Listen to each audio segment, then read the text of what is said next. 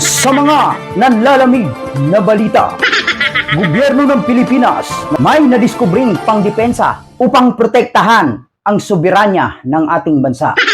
Ayon sa impormasyon, ang individual na ito ay wala umanong karanasan sa military at ang kanyang sandata ay kahalintulad ng sandatang ginagamit ng mga Tsino sa ating mga kasundaluhan at mangingisdang kababayan. Para sa kumpletong detalye ng ulat na ito, narito ang special report. Maraming salamat kabayan Check TV. Alam niyo po, kasalukuyang nandito ho tayo sa Dalampasigan, no, kung saan may nakikitang at natatanggap pang nagiging agresibo ang kalaban bansa. Dahil nga po sa paulit-ulit na agresibong ginagawa ng mga sundalo ng China gamit ang mga bapor na may water cannon, ang mga namumuno sa ating bansa ay tila ba sinuwerte at ika nga nila'y natanggalan ng tinik sa lalamunan kamakailan nang sila'y makahanap ng taong posibleng magtatanggol sa ating bansa.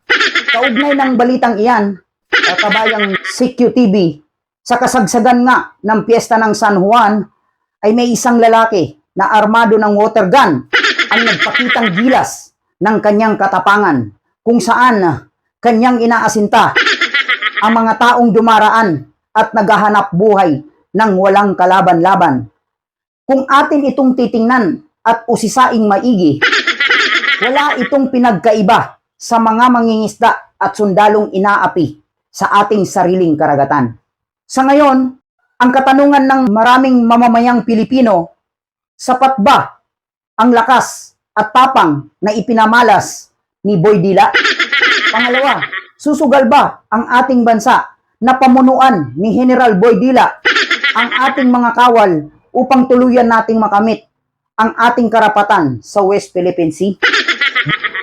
Kabayang CQTV, bago tayo nga pumunta dito sa Dalampasigan ng WPS, tayo ay nagdala rin ng ating sandata upang sa ganun maaari tayong may panlaban kung sakasakali man na magkaroon ng panibagong tensyon dito sa ating baybayin. Balik sa'yo, kabayang CQTV. Maraming salamat sa'yo, ating reporter na si Jay Turak. Bago natin sundan ang kanyang inireport, ay nais ko lamang siyang kumindahin sa kanyang ginawa ang ating reporter sapagkat nagdala pa siya ng kanyang sandata upang sa ganun plano niya ring makisabay or maaring magiging kasama ni Boy Dila sa pagdepensa sa ating soberanya. Kung makikita nyo, ang postura ng ating reporter ay halatang halata naman at kitang-kita sa kanyang suot na damit na ito ay nakadisenyo sa watawat ng Pilipinas. Kaya, saludo sa'yo, reporter J. Turak.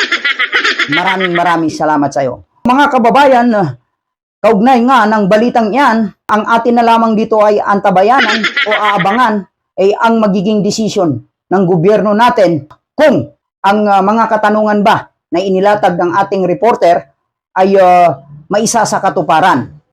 Para sa nagbabagang nanlalamig na mga balita dahil sa labanan sa tubig gamit ang water gun, ako po si Check TV nag-uulat para sa bayan kong mahal.